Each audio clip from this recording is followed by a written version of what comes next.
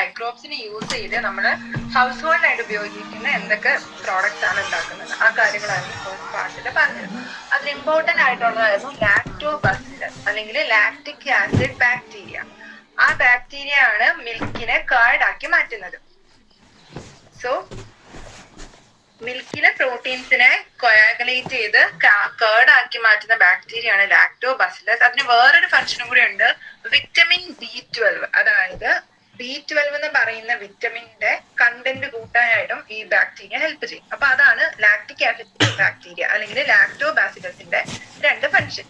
പിന്നെ പറഞ്ഞിട്ടുള്ളത് എന്താ, ഫെർമെന്റേഷൻ വഴി നമ്മൾ ഡോ പ്രിപ്പയർ ചെയ്യാറുണ്ട് ഫുഡ് ഉണ്ടാക്കാൻ വേണ്ടി. അതും മൈക്രോബ്സിന്റെ ഒരു ഹൗസ് ഹോൾഡ് ആപ്ലിക്കേഷൻ ആയിട്ട് നമുക്ക് പറയാം. പിന്നെ സെക്കാരോമൈസേറ്റ് സെർവിയേഷ്യ. സെക്കാരോമൈസേറ്റ് സെർവിയേഷ്യ എന്ന് വെച്ചാൽ ബ്രെഡ് ഉണ്ടാക്കാനായിട്ട് ഉപയോഗിക്കുന്ന ഈസ്റ്റ്, ബേക്കേഴ്സ് ഈസ്റ്റ് അല്ലെങ്കിൽ ബ്രൂവേഴ്സ് ഈസ്റ്റ് എന്ന് പറയുന്നതും എന്ത് തന്നെയാ, സെക്കാരോമൈസേറ്റ് സെർവിയേഷ്യ. ഈ സെക്കാരോമൈസേറ്റ് സെർവിയേഷ്യ എന്ന് പറയുന്നത് ഈസ്റ്റിന്റെ സയന്റിഫിക് നെയിമാണ്. നമ്മൾ സാധാരണ വീട്ടിൽ ഉപയോഗിക്കുന്ന ഈസ്റ്റ്. അതൊരു യൂണിസെല്ലുലാർ ഫംഗൈ. പിന്നെ ഫെർമെന്റേഷൻ വഴി ടോഡി പ്രിപ്പയർ ചെയ്യാറുണ്ട്. അതുപോലെ തന്നെ soybean, fish and bamboo shoots. ഇതൊക്കെ മൈക്രോബ്സ് യൂസ് ചെയ്ത് പ്രിപ്പയർ ചെയ്യുന്ന ഫുഡ് ഐറ്റംസ് ആണ്. പിന്നെ നമ്മൾ പറഞ്ഞത് ചീസിന്റെ കാര്യമാണ്. ചീസ് മെയിൻലി നമുക്ക് പറയാനുള്ളത് രണ്ട് ടൈപ്പ് ഓഫ് ഫുഡാണ്, സ്വിസ് ചീസും റോക്ക്ഫോർട്ട് ചീസും. ഈ രണ്ട് ചീസ് പ്രിപ്പയർ ചെയ്യുന്നതും മൈക്രോബ്സിന് യൂസ് ചെയ്താം. അതിൽ സ്വിസ് ചീസിന്റെ ആ മൈക്രോ ഓർഗാനിസത്തിന്റെ പേര് വളരെ ഇമ്പോർട്ടന്റ് ആ, പ്രൊപ്പയോണി ബാക്ടീരിയം ഷെർമാനി. ആ പേര് മിക്ക സമയത്തും ചോദിക്കാറുണ്ട്. പിന്നെ ഈ സ്വിസ് ചീസിന്റെ പ്രത്യേകത എന്താന്ന് വെച്ചാൽ അതില് ലാർജ് ഹോൾസ് കാണാൻ പറ്റും. അത് ഉണ്ടാകുന്നത് ഈ പ്രൊപ്പയോണി ബാക്ടീരിയ കാരണമാണ്. പിന്നെ റോക്ക്ഫോർട്ട് ചീസ് ഉണ്ടാകുന്നത് പെനിൻസീലിയം റോക്ക്ഫോർട്ടി എന്ന് പറയുന്ന മൈക്രോ ഓർഗാനിസം പറയുന്ന ബാക്ടീരിയ കൊണ്ടാണ് റോക്ക്ഫോർട്ട് ചീസ് ഉണ്ടാകുന്നത്. ഇത്രയും ക്ലിയർ ആണോ? ഇതിൽ ഡൗട്ട്സ് എന്തെങ്കിലും ഉണ്ടോ? ഇല്ല ചേച്ചി, ഓക്കെ. ചേച്ചി വരാൻ ചാൻസ് ഇല്ല കേട്ടോ, അർജുൻ എന്തോ തിരക്കുണ്ടെന്ന് പറഞ്ഞായിരുന്നു. ആണല്ലേ, ഓക്കെ. സോ പിന്നെ നമുക്ക് പറയാനുള്ളത് ഇൻഡസ്ട്രിയൽ പ്രോഡക്ട്സ്. അതായത് ലാർജ് സ്കെയിൽ എന്തൊക്കെ പ്രോഡക്ട്സ് ആണ് മൈക്രോ ഓർഗാനിസം കൊണ്ട് ഉണ്ടാക്കാറുള്ളത്. അതിന് എക്സാമ്പിൾ ആയിട്ട് ഫെർമെന്റഡ് ബെവറേജസിന്റെ കാര്യം പറയാനുണ്ട്, ആന്റിബയോട്ടിക്സ് ആൻഡ് വാക്സിന്റെ കാര്യവും പിന്നെ എൻസൈംസ് ആൻഡ് കെമിക്കൽസിന്റെ കാര്യമാണ് നമുക്ക് പറയാനുള്ളത്. അതിൽ ഫെർമെന്റഡ് ബെവറേജസിനകത്തുള്ളത് യൂസ് ചെയ്യുന്നത് ഏത് തന്നെയാ, സെക്കാരോമൈസെറ്റ് സെർവിയേഷ്യ. ഇവിടെ ബ്രൂവേഴ്സ് ഈസ്റ്റ് എന്നാ പറയാം. ബ്രൂവേഴ്സ് ഈസ്റ്റ് എന്ന് വെച്ചാൽ ബേക്കേഴ്സ് ഈസ്റ്റും ബ്രൂവേഴ്സ് ഈസ്റ്റും ഒരേ കാര്യം തന്നെയാണ്. അതായത് സാധാരണയായിട്ട് ഉപയോഗിക്കുന്ന ഈസ്റ്റ് തന്നെ. അതിന് യൂസ് ചെയ്തിട്ട് ഫ്രൂട്ട് ജ്യൂസസിൽ നിന്നും മാൾട്ടഡ് സിറിയൽസിൽ നിന്നും ഒക്കെ ആൽക്കഹോൾ അല്ലെങ്കിൽ എത്തനോൾ പ്രിപ്പയർ ചെയ്യാറുണ്ട്. അതിന് തന്നെ രണ്ട് ടൈപ്പ് ഉണ്ട്, ഡിസ്റ്റിലേഷൻ വഴി ഉണ്ടാക്കുന്നതുണ്ടാവാം, അല്ലെങ്കിൽ ഡിസ്റ്റിലേഷൻ ഇല്ലാതെ ഉണ്ടാക്കുന്നതും ഉണ്ടാവാം. സോ അതാണ് രണ്ട് ടൈപ്പ് ഓഫ് ഫെർമെന്റഡ് ബെവറേജസ്. പിന്നെ പറയാനുള്ളതായിരുന്നു ആന്റിബയോട്ടിക്സ് ആൻഡ് വാക്സിൻസ്. അതിൽ ഫസ്റ്റ് കണ്ടുപിടിച്ച ആന്റിബയോട്ടിക്കിന്റെ പേരാണ് പെനിൻസിലിൻ. അത് കണ്ടുപിടിച്ച ആളാണ് അലക്സാണ്ടർ ഫ്ലെമിംഗ്. പിന്നെ അതിനെ ഇങ്ങനെ ഡിസീസസ് ട്രീറ്റ് ചെയ്യാൻ പറ്റുന്നൊക്കെ ഉള്ളതിനെ കുറിച്ച് സ്റ്റഡി നടത്തിയ ആൾക്കാരാണ് ഹോവേർഡ് ഫ്ലോറിയും ഏർണസ്റ്റ് ഷെയ്നും. ഈ ഒരു പെനിൻസിലിൻ കണ്ടുപിടിച്ചതിന് ഇവര് 3 പേർക്കും എന്ത് ചെയ്തു, 1945 നോബൽ പ്രൈസ് കിട്ടി. പിന്നെ നമ്മൾ പറഞ്ഞത് എൻസൈംസ് ആൻഡ് കെമിക്കൽസിന്റെ കാര്യം. അതിൽ ഇമ്പോർട്ടന്റ് ആയിട്ട് പഠിക്കേണ്ട കുറച്ച് പേരുണ്ട്. സിട്രിക് ആസിഡ് പ്രൊഡ്യൂസ് ചെയ്യുന്ന ഫംഗൈയുടെ പേരാണ് ആസ്പെർഗില്ലസ് നിഗർ. ബാക്കി 3 പഠിക്കാനുള്ളതൊക്കെ എന്താ, ബാക്ടീരിയാസ്. അസറ്റിക് ആസിഡ് പ്രൊഡ്യൂസ് ചെയ്യുന്ന ബാക്ടീരിയയുടെ പേരാണ് അസറ്റോബാക്ടർ അസറ്റൈ. പിന്നെ ലാക്റ്റിക് ആസിഡ് ബാക്ടീരിയ നമ്മൾ നേരത്തെ പറഞ്ഞു, ലാക്ടോബാസിലസ്.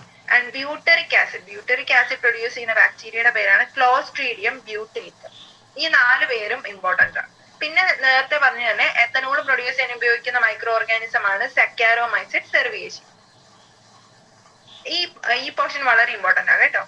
പിന്നെ പറഞ്ഞിട്ടുള്ളത് മെഡിക്കൽ ആവശ്യങ്ങൾക്കൊക്കെ ചില മൈക്രോ ഓർഗാനിസത്തിന്റെ പ്രൊഡക്റ്റ് യൂസ് ചെയ്യാറുണ്ട്. അതിൽ സ്ട്രെപ്റ്റോകോക്കസ് എന്ന് പറയുന്ന ബാക്ടീരിയ പ്രൊഡ്യൂസ് ചെയ്യുന്ന സ്ട്രെപ്റ്റോകൈനേസ് എന്ന് പറയുന്ന സബ്സ്റ്റൻസ് ക്ലോട്ട് റിമൂവ് ചെയ്യാനായിട്ട് യൂസ് ചെയ്യാറുണ്ട്. പിന്നെ കുറച്ച് എൻസൈംസ് ഉണ്ട്, ലിപ്പേസസ്, പ്രോട്ടിയേസസ് ആൻഡ് പെക്റ്റിനേസ്. ഇതെല്ലാം കിട്ടുന്നതും മൈക്രോ ഓർഗാനിസത്തിൽ നിന്നാണ്. അതിൽ ലിപ്പേസസിന്റെ ഫംഗ്ഷൻ എന്താ, ഡിറ്റർജന്റ് ഉണ്ടാക്കാനായിട്ട്. അതായത് ഡിറ്റർജൻസിന് ആ ഓയിൽ സ്റ്റെയിൻസിനൊക്കെ റിമൂവ് ചെയ്യാനുള്ള കപ്പാസിറ്റി കൊടുക്കുന്ന ഒരു എൻസൈമാണ് ലിപ്പേസസ്. അത് ഉണ്ടാക്കുന്നതും മൈക്രോ ഓർഗാനിസംസ്. പിന്നെ പ്രോട്ടിയേസസും പെക്റ്റിനേസസും യൂസ് ചെയ്യുന്നത് ബോട്ടിൽഡ് ജ്യൂസസ്. അതായത് നമുക്ക് ഷോപ്പിൽ നിന്ന് വാങ്ങിക്കാൻ കിട്ടുന്ന ജ്യൂസസ് ഒക്കെ നല്ല ക്ലിയർ ആയിരിക്കും. അത് ക്ലാരിഫൈ ചെയ്യാൻ യൂസ് ചെയ്യുന്ന എൻസൈംസ് ആണ് പ്രോട്ടിയേസസും പെക്റ്റിനേസസും. അതും മൈക്രോബ്സിൽ നിന്നാണ് നമുക്ക് കിട്ടുന്നത്.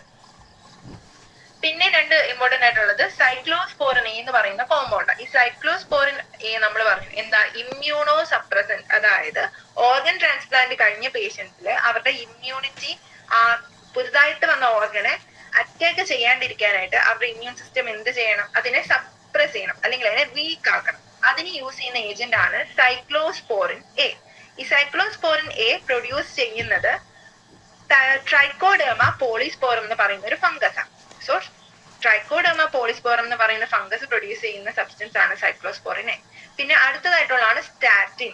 സ്റ്റാറ്റിന്റെ ഫംഗ്ഷൻ എന്താ, ബ്ലഡ് കൊളസ്ട്രോൾ ലെവൽ, ബ്ലഡിലെ കൊളസ്ട്രോളിന്റെ ലെവൽ കുറയ്ക്കാനായിട്ട് ഹെൽപ്പ് ചെയ്യുന്ന ഒരു കോമ്പൗണ്ട് ആണ് സ്റ്റാറ്റിൻ. അതിന് പ്രൊഡ്യൂസ് ചെയ്യുന്നതാണ് മൊണാസ്കസ് പെർപ്യൂരസ് എന്ന് പറയുന്ന ഈസ്റ്റ്. ഇത്രയും കാര്യങ്ങളാണ് നമുക്ക് എൻസൈംസ് ആൻഡ് കെമിക്കൽസിൽ പഠിക്കാനുള്ളത്. പിന്നെയാണ് ലാസ്റ്റ് ക്ലാസ്സിൽ പറഞ്ഞ സീവേജ് ട്രീറ്റ്മെന്റ്. സീവേജ് ട്രീറ്റ്മെന്റ് ചെയ്യാനും മൈക്രോബ്സിനെ യൂസ് ചെയ്യാറുണ്ട്. പിന്നെ നമ്മൾ പറഞ്ഞു അതിൽ പ്രൈമറി ട്രീറ്റ്മെന്റ് ഉണ്ട്, സെക്കൻഡറി ട്രീറ്റ്മെന്റ് ഉണ്ട്. എന്താന്ന് ഓർക്കുന്നുണ്ടോ? അത് പ്രൈമറി ട്രീറ്റ്മെന്റ് എന്ത് ടൈപ്പ് ഓഫ് ഫിൽറ്ററേഷൻ ആയിരുന്നു? ഫിസിക്കൽ ആണോ, കെമിക്കൽ ആണോ, ബയോളജിക്കൽ ആണോ? ഫിസിക്കൽ.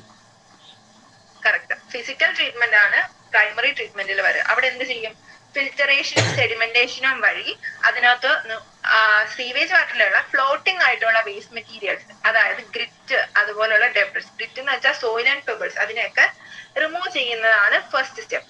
പിന്നെന്ത് ചെയ്യും, അതിൽ നിന്ന് പ്രൈമറി സ്ലഡ്ജ്, അതായത് ഈ പ്രൈമറി ട്രീറ്റ്മെന്റ് ചെയ്യുന്നത് സെഡിമെന്റേഷൻ കഴിയുന്ന സമയത്ത് ലിക്വിഡ് ആയിട്ടുള്ള പാർട്ട് മേളിലും അതിലെ സോളിഡ് ആയിട്ടുള്ള ബാക്കി സോയിലും അതുപോലെയുള്ള സബ്സ്റ്റൻസ് ഒക്കെ താഴെയും അടിയും.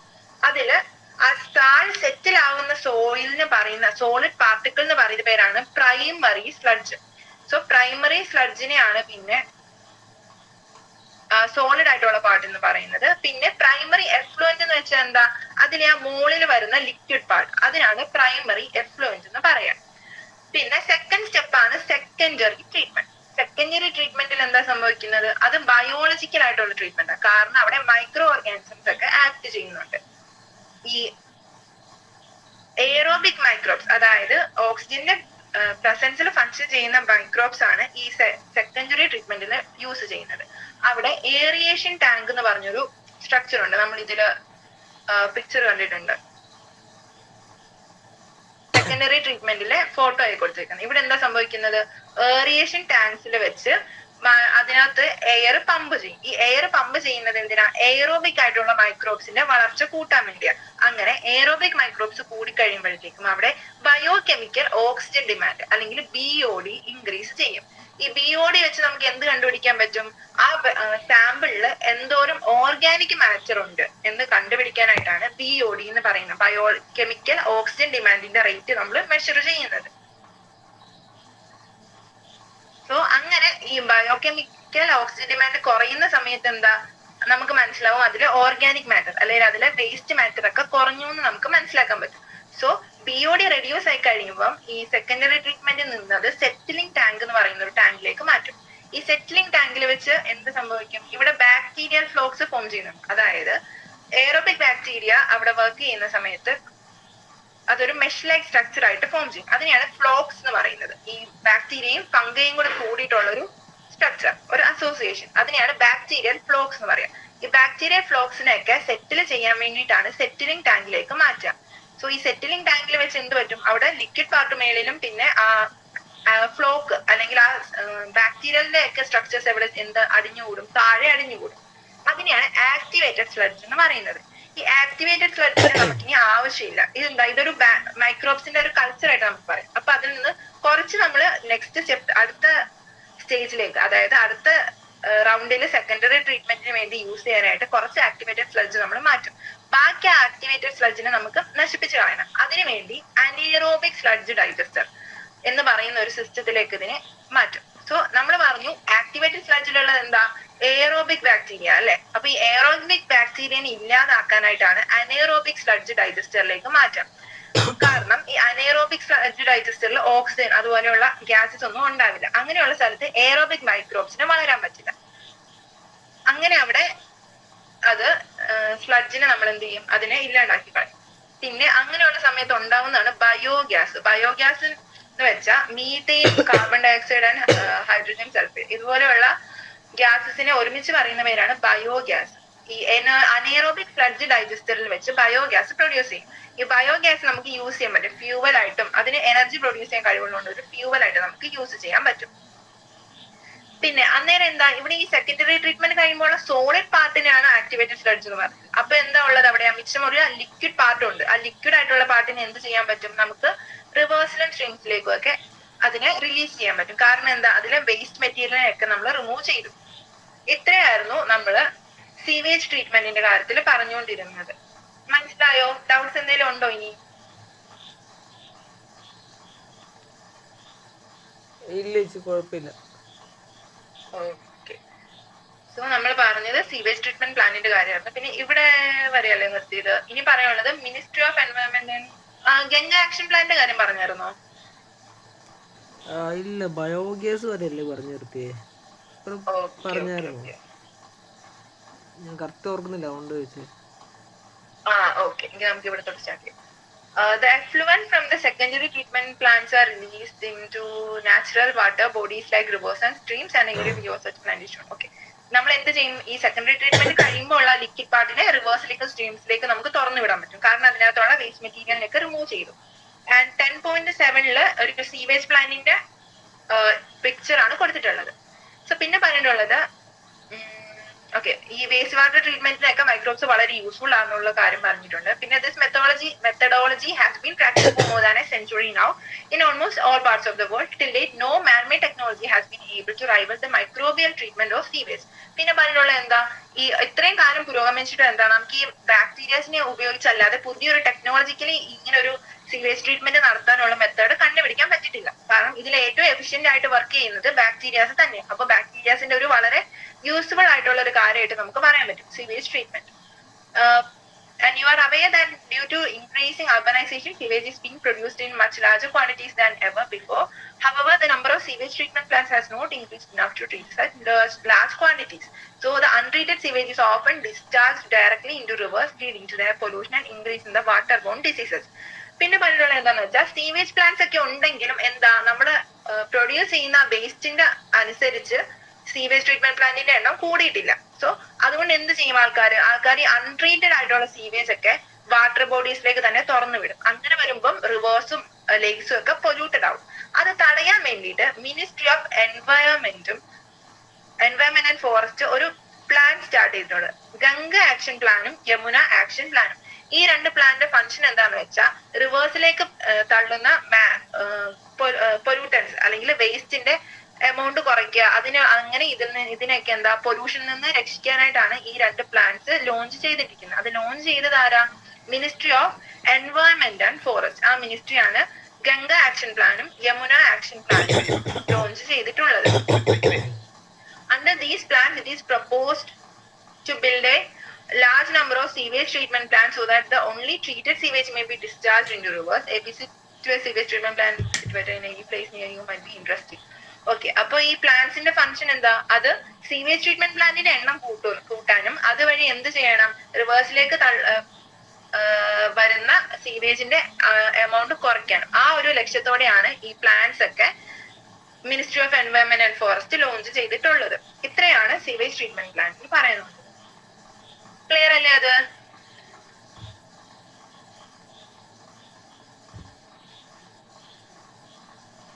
ഓക്കെ, ഈ സെക്കൻഡറി ട്രീറ്റ്മെന്റ് വളരെ ഇമ്പോർട്ടന്റ് ആട്ടോ. അത് മിക്ക സമയത്തും എക്സാമിന് ചോദിക്കാറുള്ളത്.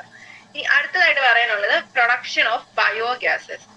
Biogas is a mixture of gases containing predominantly methane produced by the microbial activity and which may be used as fuel.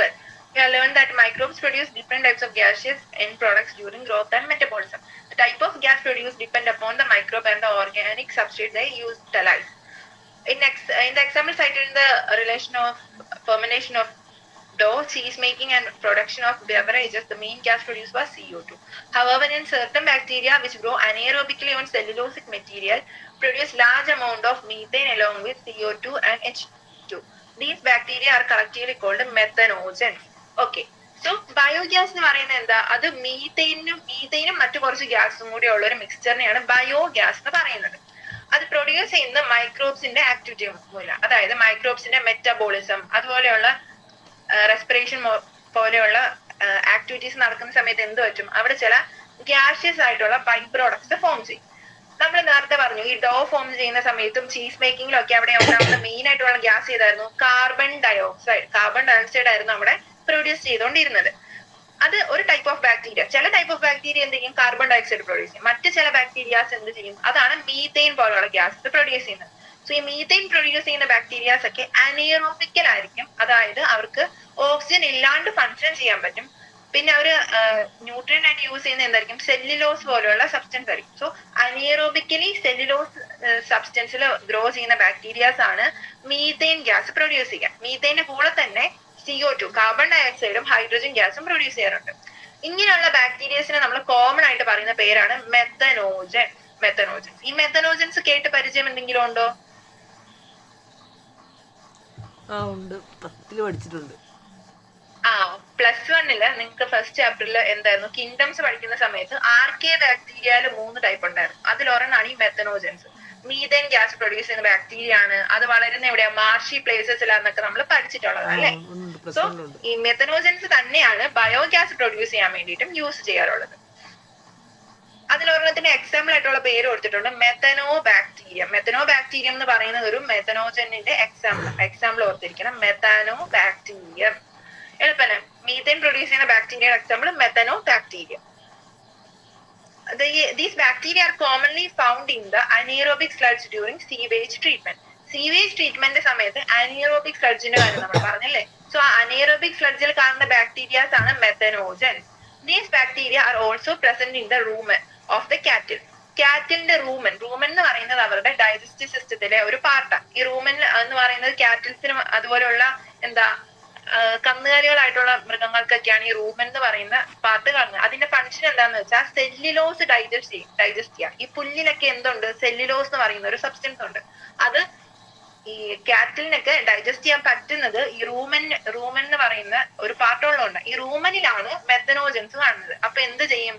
നമ്മൾ നേരത്തെ പറഞ്ഞു അനേറോബിക്കലി സെല്ലുലോസിക് മെറ്റീരിയലിലാണ് മെത്തനോജൻസ് കാണുന്നത്. അപ്പൊ റൂമനിൽ വെച്ച് സെല്ലുലോസിനെ ബ്രേക്ക് ചെയ്യാനായിട്ട് ഹെൽപ്പ് ചെയ്യുന്നത് മെത്തനോജൻ എന്ന് പറയുന്ന ബാക്ടീരിയ. അതുകൊണ്ടാണ് അത് കാറ്റിലൊക്കെ കാണുന്നത്.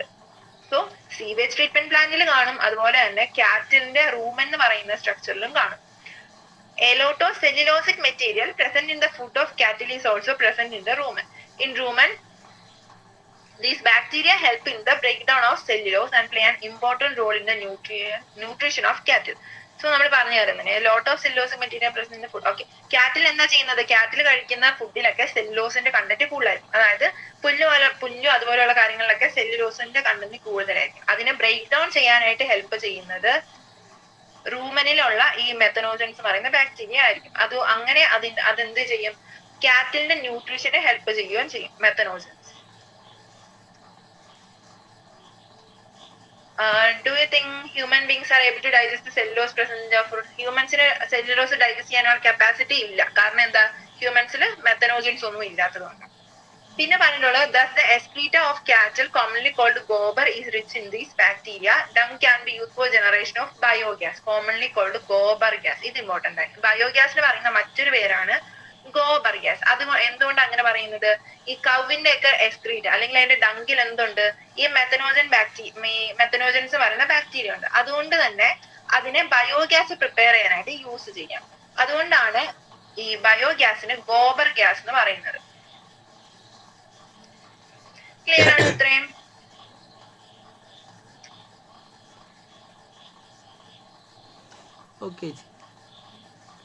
ഇതിൽ ആ മെത്തനോ ബാക്ടീരിയത്തിന്റെ പേരൊന്ന് ഓർത്തിരിക്കണം കേട്ടോ. മെത്തനോജന്റെ എക്സാമ്പിൾ ഏതാണെന്ന് ചോദിക്കാൻ. പിന്നെ പറഞ്ഞുള്ളത് ബയോഗ്യാസ് പ്ലാന്റിനെ കുറിച്ച്. അതിന്റെ ഒരു ഫിഗർ ഇവിടെ തന്നിട്ടുണ്ട്. So biogas plant consist of A concrete tank 10 to 15 feet deep in which bio waste are collected and a slurry of dung is fed. A floating cover is placed over the slurry which keeps on rising as the gas is produced in the tank due to microbial activity. So biogas plant construct ചെയ്യുന്ന എങ്ങനെയാ? അതൊരു concrete tank ആയിരിക്കും, അല്ലെങ്കിൽ ഒരു concrete കൊണ്ടുള്ള ഒരു 10 to 15 feet deep ആയിട്ടുള്ള ഒരു ടാങ്ക് ആയിരിക്കും. നമുക്ക് ഈ ഫിഗർ നോക്കിയാൽ കാണാൻ പറ്റും. എന്താ മണ്ണിന് താഴെയായിട്ടാണ് കാണിച്ചിരിക്കുന്ന ഒരു കോൺക്രീറ്റ് ടാങ്ക് ഉണ്ട്. ആ ടാങ്ക് ആണ് ടാങ്കിനകത്താണ് ബയോ വേസ്റ്റിനെ ഒക്കെ കളക്ട് ചെയ്യുക. പിന്നെ സ്ലറി ഓഫ് ഡങ്ക് ഈസ് ഫെഡ് എന്ന് പറഞ്ഞിട്ടുണ്ട്. സ്ലറി എന്ന് വെച്ചാൽ എന്താ, ഈ കൗ ഡങ്കിൽ കുറച്ച് വെള്ളമൊക്കെ ചേർത്ത് ഒരു ലിക്വിഡ് മിക്സ്ചർ ആയിട്ട് മാറ്റും. അതിനെയാണ് സ്ലറി ഓഫ് ഡങ്ക് എന്ന് പറയുന്നത്. ഇത് എന്തിനാ യൂസ് ചെയ്യുന്നതെന്ന് വെച്ചാൽ നമ്മൾ ഇതിനകത്തേക്ക് ബയോ വേസ്റ്റ് ഒക്കെ ഇട്ടു, പക്ഷെ അവിടെ എന്ത് വേണം, അവിടെ മെത്തനോജൻ ബാക്ടീരിയ ഉണ്ടെങ്കിൽ മാത്രമേ അവിടെ ബയോഗ്യാസ് പ്രൊഡ്യൂസ് ചെയ്യാൻ പറ്റുള്ളൂ. സോ ഈ മെത്തനോജൻസിനെ പ്രൊഡ്യൂസ് ചെയ്യാൻ അല്ലെങ്കിൽ മെത്തനോജൻസിനെ അതിനകത്ത് സ്റ്റാർട്ട് ചെയ്യാൻ വേണ്ടിയിട്ടാണ് കൗഡങ് സ്ലറി യൂസ് ചെയ്യുന്നത്. സോ കൗഡങ് സ്ലറി വഴിയാണ് ഈ ബയോഗ്യാസ് പ്ലാന്റിനകത്തേക്ക് മെത്തനോജൻ ബാക്ടീരിയ ഇൻട്രൊഡ്യൂസ് ചെയ്യുന്നത്. പിന്നെ പറഞ്ഞിട്ടുണ്ട് ഒരു കവർ, ഒരു floating cover is placed over the slurry. അതായത് ഇവിടെ ഒരു പാർട്ട് കാണുന്നത്, ഈ പാർട്ട് എന്തിനാ വെച്ചിരിക്കുന്നത്, അത് അനേറോബിക് കണ്ടീഷൻ പ്രൊവൈഡ് ചെയ്യാൻ വേണ്ടിയിട്ടാണ്. അതായത് നമ്മൾ പറഞ്ഞു അനേറോബിക് ആണ് മെത്തനോജൻ എന്ന് പറയുന്ന bacteria. So anaerobic condition provide ചെയ്യാൻ വേണ്ടിയിട്ടാണ് ഫ്ലോട്ടിംഗ് കവർ ഈ ഒരു റീജിയനിൽ വെച്ചിട്ടുള്ളത്. അങ്ങനെ എയറോ ആയിട്ടുള്ള കോണ്ടാക്ട് കുറയ്ക്കാൻ പറ്റും. പിന്നെ ഇതിനകത്ത് എന്ത് പറ്റും, മെത്തനോജൻസ് മീഥേൻ ഗ്യാസ് പ്രൊഡ്യൂസ് ചെയ്യുന്ന അനുസരിച്ച് ആ ഒരു ഫ്ലോട്ടിംഗ് കവർ അത് മുകളിലേക്ക് ഉയർന്നു വന്നുകൊണ്ടിരിക്കും. അങ്ങനെയാണ് ബയോഗ്യാസ് പ്ലാനറ്റില് അനേറോബിക് കണ്ടീഷൻസ് എൻഷുർ ചെയ്യാൻ പറ്റുന്നത്. സോ അങ്ങനെ എന്ത് ചെയ്യും, ബയോവേസ്റ്റ് എല്ലാം ഡീകമ്പോസ് ചെയ്ത് മെത്തനോജൻസ് ബയോഗ്യാസ് പ്രൊഡ്യൂസ് ചെയ്യും. പിന്നെ അത് നമ്മുടെ യൂസിന് വേണ്ടിയിട്ട് എടുക്കണം അല്ലെ. അതിന് വേണ്ടിയിട്ട് എന്തുണ്ട്, ഒരു ഔട്ട്ലെറ്റ് ഉണ്ട്. So the biogas plant has an outlet which is connected to a pipe to supply biogas to nearby houses. The spent slurry is removed through another outlet and may be used as fertilizer. So ഈ biogas produce ചെയ്ത് കഴിയുമ്പോൾ നമ്മളതൊരു outlet വഴി പുറത്തേക്ക് എടുത്തത് യൂസിന് വേണ്ടി, അതായത് biogas എന്താ എനർജി ആയിട്ട് നമുക്ക് യൂസ് ചെയ്യാൻ പറ്റും. അതുകൊണ്ട് അത് ഔട്ട്ലെറ്റ് വഴി പുറത്തേക്ക് കണക്ഷൻ കൊടുത്ത് അത് നമുക്ക് വീടുകളിലൊക്കെ ഫ്യൂവലായിട്ട് യൂസ് ചെയ്യാൻ പറ്റും. സോ ബാക്കി വരുന്ന സ്ലറി, അതായത് ബാക്കി വരുന്ന ഫെർട്ടിലൈസർ ആയിട്ടൊക്കെ യൂസ് ചെയ്യുന്ന മിക്സ്ചറിനെ നമുക്ക് റിമൂവ് ചെയ്ത് ഫെർട്ടിലൈസർ ആയിട്ട് യൂസ് ചെയ്യാൻ പറ്റും. അതായത് ഡീകമ്പോസിഷൻ നടന്നു കഴിഞ്ഞ് ബാക്കി വരുന്ന മെറ്റീരിയൽ ബയോവേസ്റ്റിനെ ഡീകമ്പോസ് ചെയ്ത് ഫെർട്ടിലൈസർ ആയിട്ട് മെത്തനോജൻസ് മാറ്റും. ആ ഒരു പ്രോസസ്സിന് ഇടയ്ക്കാണ് മീഥേൻ ഗ്യാസ് പ്രൊഡ്യൂസ് ചെയ്യുന്നത്. സോ നമുക്ക് എന്തൊക്കെ കിട്ടും ബയോഗ്യാസ് പ്ലാന്റ് വഴി, ഫെർട്ടിലൈസറും കിട്ടും, അതുപോലെ തന്നെ ബയോഗ്യാസും കിട്ടും. പിന്നെ പറഞ്ഞുള്ളത് cattle dung is available in large quantities in rural areas where cattle are used for a variety of purposes. So biogas plants are more often within rural areas. Rural ഏരിയാസിന്റെ പ്രത്യേകത എന്താ, അവിടെ കാറ്റിൽ ഒക്കെ കൂടുതൽ ഉള്ളതുകൊണ്ട് തന്നെ കാറ്റിൽ ഡങ്കും വളരെ ലാർജ് ക്വാണ്ടിറ്റിയിൽ കിട്ടും. അതുകൊണ്ട് ബയോഗ്യാസ് പ്ലാന്റ്സ് ഒക്കെ കൂടുതൽ കാണുന്നത് റൂറൽ ആയിട്ടുള്ള ഏരിയാസിലായിരിക്കും. പിന്നെ ഇങ്ങനെ കിട്ടുന്ന ബയോഗ്യാസിന് എന്തിനൊക്കെ നമുക്ക് യൂസ് ചെയ്യാൻ പറ്റും, കുക്കിങ്ങിന് യൂസ് ചെയ്യാം, അതുപോലെ ലൈറ്റിങ്ങിനും യൂസ് ചെയ്യാം. The picture of a biogas plant is shown in figure 10.8. The technology of biogas production was developed in India mainly due to the efforts of Indian Agricultural Research Institute and Khadi and Village Industries Commission. So ഇന്ത്യയില് biogas പ്രൊഡക്ഷന്റെ technology കൂടുതലായിട്ട് develop ചെയ്ത രണ്ട് institutions, ഒന്ന് Indian agricultural research institute അല്ലെങ്കിൽ IARI, പിന്നെ khadi and village industries commission KVIC. ഈ രണ്ട് institutions ആണ് ഇന്ത്യയില് ബയോഗ്യാസ് പ്രൊഡക്ഷന്റെ ടെക്നോളജി ഡെവലപ്പ് ചെയ്തത്. ഓഡിയോ ക്ലിയർ ആണല്ലോ അല്ലെ? ക്ലിയർ. ഓക്കെ. അപ്പൊ എത്രയാണ് ബയോഗ്യാസ് പ്ലാന്റിനെ കുറിച്ച് നമുക്ക് പഠിക്കാനുള്ളത്, മനസ്സിലായോ? മനസ്സിലായി. ഓക്കെ. അപ്പൊ അവിടെ യൂസ് ചെയ്യുന്ന ബാക്ടീരിയ മെത്തനോജൻ ആണ്. അതിന്റെ ഒരു എക്സാമ്പിൾ മെത്തനോ ബാക്ടീരിയം. പിന്നെ ബയോഗ്യാസിന്റെ മറ്റൊരു പേരാണ് ഗോബർ ഗ്യാസ്, അതും ഇമ്പോർട്ടന്റ് ആണ്, ഗോബർ ഗ്യാസ്. ഇനി നമുക്ക് പറയാനുള്ള microbes as bio control agent അല്ലെങ്കിൽ ബയോ കൺട്രോൾ ഏജന്റ്സ് എന്ന് വെച്ചാൽ എന്താ, നമ്മൾ ഈ പെസ്റ്റ് അതുപോലെയുള്ള ജീവികളെയൊക്കെ ഇല്ലാണ്ടാക്കാനായിട്ട് കോമൺലി എന്താ യൂസ് ചെയ്യുന്നത്, പെസ്റ്റിസൈഡ്സ് ഒക്കെ യൂസ് ചെയ്യും അല്ലെ, അതായത് കെമിക്കൽസ് ഒക്കെ യൂസ് ചെയ്യും. സോ അതിന് പകരം നമുക്ക് ചില ജീവികളെ ഉപയോഗിച്ചും അതായത് മൈക്രോ ഓർഗാനിസത്തിനെ ഉപയോഗിച്ചും ഈ പെസ്റ്റിനെയൊക്കെ ഇല്ലാതാക്കാൻ പറ്റും. അങ്ങനെയുള്ള മൈക്രോ ഓർഗാനിസത്തിന് പറയുന്ന പേരാണ് bio control agent. So biocontrol refers to the use of biological methods for controlling plant disease and pests. ഇത് ഇമ്പോർട്ടന്റ് ആണ്. ബയോകൺട്രോളിന്റെ ഡെഫിനിഷൻ ആണ്. ബയോകൺട്രോൾ എന്ന് വെച്ചാൽ എന്താ, ബയോളജിക്കൽ മെത്തേഡ്സ്, അതായത് മൈക്രോ ഓർഗാനിസം അതുപോലുള്ള ബയോളജിക്കൽ ആയിട്ടുള്ള എന്തെങ്കിലും മെത്തേഡ്സ് ഉപയോഗിച്ച് പ്ലാന്റ്സിൽ വരുന്ന അസുഖങ്ങളെയും അതുപോലെയുള്ള കീടങ്ങളെയൊക്കെ തടയുക. അതിനെ പറയുന്ന പേരാണ് bio control. In modern society, these problems have been tackled increasingly by the use of chemicals, by use of insecticides and pesticides. So, commonly നമ്മൾ എന്താ ചെയ്യുന്നത്, ഇൻസെക്ടിസൈഡ്സ് അല്ലെങ്കിൽ പെസ്റ്റിസൈഡ്സ് അതുപോലെയുള്ള കെമിക്കൽസ് ഒക്കെ യൂസ് ചെയ്തിട്ടാണ് ഈ പ്ലാന്റിലെ ഉള്ള ഡിസീസസിനെയും പെസ്റ്റിനെയും ഒക്കെ ഇല്ലാതാക്കുന്നത്. പക്ഷെ അവിടെയുള്ള ഡ്രോബാക്ക് എന്താ, കെമിക്കൽസ് എല്ലാം വളരെ ടോക്സിക് ആണ്, അതുപോലെ തന്നെ അത് വളരെ ഹാർംഫുൾ ആണ്. മനുഷ്യർക്കും അതെ, എൻവയറമെന്റിനും അതെ, എല്ലാത്തിനെയും അത് പൊല്യൂട്ട് ചെയ്യും. സോ കെമിക്കൽസ് യൂസ് ചെയ്യുന്നതുകൊണ്ട് കുറച്ച് ഡ്രോബാക്സ് ഒക്കെ ഉണ്ട്. They are toxic and extremely harmful to human beings and animals alike and have been polluting our environment, fruits, vegetables and crop plants. Our soil is also polluted through our use of weedicides to remove weeds. So ഈ chemical pesticides use ചെയ്യുന്നത് വഴിയുള്ള negative ആയിട്ടുള്ള എഫക്ട്സിനൊക്കെ ഇല്ലാതാക്കാനായിട്ടാണ് bio control ഏജൻസിനെ നമ്മൾ use ചെയ്യാറുള്ളത്. പിന്നെ ഇവിടെ പറഞ്ഞൊരു ടേമാണ് വീഡിസൈഡ്. വീഡിസൈഡ് എന്ന് വെച്ചാൽ എന്താ, വീഡ്സിനെ റിമൂവ് ചെയ്യും. നമുക്ക് ഒരു ചെടി നട്ട് കഴിയുമ്പോൾ അതല്ലാതെ മറ്റു പല ആവശ്യമില്ലാത്ത ചെടികളൊക്കെ അവിടെ വളർന്നു വരും അല്ലെ, അതിനൊക്കെയാണ് വീഡ് എന്ന് പറയുന്നത്. അതിനെ റിമൂവ് ചെയ്യാൻ യൂസ് ചെയ്യുന്ന കെമിക്കലിന്റെ പേരാണ് വീഡിസൈഡ്. സോ പെസ്റ്റിനെ റിമൂവ് ചെയ്യാനുള്ളത് പെസ്റ്റിസൈഡ്, ഇൻസെക്റ്റിനെ റിമൂവ് ചെയ്യാനുള്ളത് ഇൻസെക്ടിസൈഡ് ആൻഡ് വീഡ് കൺട്രോൾ ചെയ്യാനായിട്ടുള്ളത് വീഡിസൈഡ്. പിന്നെ biological control of pest and diseases. In agriculture, there is a method of controlling pests that relies on natural predation rather than introduced chemicals. A key belief of the organic farmer is that biodiversity furthers health. The more variety a landscape has, the more sustainable it is. The organic farmer therefore works to create a system where the insects that are sometimes called pests are not eradicated, but instead they are kept at manageable levels by a complex system of checks and balance within a living and vibrant ecosystem. So പിന്നെ പറഞ്ഞിട്ടുള്ളത് അഗ്രികൾച്ചറിന്റെ സമയത്ത് നമുക്ക് എന്താ, നമുക്ക് naturally നമ്മുടെ നേച്ചറിൽ ഒരു പ്രത്യേകതയുണ്ട്. അതെന്താ, അത് ഫുഡ് ചെയിൻ എന്നൊക്കെ നമ്മൾ പറയാം അല്ലെ. അതായത് ഒരു ജീവിനെ മറ്റൊരു ജീവിക്ക് ഫുഡായിട്ട് യൂസ് ചെയ്യാൻ പറ്റും. അങ്ങനെ വരുമ്പോൾ എന്ത് പറ്റും, ഓരോ സ്പീഷീസും ഒത്തിരി അധികം പെരുകാതെ അതിനൊരു കൺട്രോളിൽ നിർത്താനായിട്ട് പറ്റും. സോ അതുപോലുള്ള ഒരു മെത്തേഡ് വഴിയാണ് biological control of pest and disease work ചെയ്യുന്നത്. അവിടെ എന്താ ചെയ്യുന്നത്, ഓർഗാനിക് ആയിട്ടൊക്കെ ഫാം ചെയ്യുന്ന ആൾക്കാര് അവിടുത്തെ ഉള്ള പെസ്റ്റിനൊക്കെ ഇല്ലാതാക്കാൻ എന്ത് ചെയ്യും, പെസ്റ്റിസൈഡ്സും ഇൻസെക്ടിസൈഡ്സ് ഒന്നും യൂസ് ചെയ്യില്ല. അതിന് പകരം അവരൊരു നെറ്റ്വർക്ക് ക്രിയേറ്റ് ചെയ്യും. Network of insects that are sometimes called pest that are not eradicated but instead kept at manageable level. അവരെന്താ ചെയ്യുന്നത്, ഒറ്റയടിക്ക് ഇല്ലാണ്ടാക്കി കളയാണോ ചെയ്യുന്നത്? അല്ല, അതിനെ ഒരു മാനേജബിൾ ലെവൽ, അതായത് അത്ര പ്രശ്നമില്ലാത്ത രീതിയിലാക്കി മെയിൻറ്റെയിൻ ചെയ്ത് കൊണ്ടുപോകും. അതിന് ഹെൽപ്പ് ചെയ്യുന്നത് മറ്റ് ജീവനുള്ള ഓർഗാനിസംസ് അല്ലെങ്കിൽ മൈക്രോബ്സ് ഒക്കെയാണ്. Contrary to conventional farming practices, which often use chemical methods to kill both useful and harmful life forms indiscriminately. പിന്നെ കൺവെൻഷനൽ ആയിട്ടുള്ള, അതായത് സാധാരണയായിട്ടുള്ള ഫാമിങ്ങിൽ എന്താ പ്രശ്നം, അവിടെ കെമിക്കൽസ് യൂസ് ചെയ്യുന്നത് കൊണ്ട് തന്നെ നമുക്ക് ആവശ്യമുള്ള, അതായത് യൂസ്ഫുൾ ആയിട്ടുള്ള പെസ്റ്റും അതുപോലെ തന്നെ ഹാർംഫുൾ ആയിട്ടുള്ള പെസ്റ്റും രണ്ടും എന്താ പറ്റുന്നത്, രണ്ടും ഇല്ലാണ്ടായി പോവാ പറ്റുന്നത്. സോ ഇതൊക്കെ ഇല്ലാണ്ടാക്കാനായിട്ടാണ് ബയോ കൺട്രോൾ വഴിയുള്ള മെത്തേഡ് നമ്മൾ യൂസ് ചെയ്യുന്നത്. This is a holistic approach that seeks to develop an understanding of the web of interaction between the myriad of organisms that constitute the field of flora and fauna.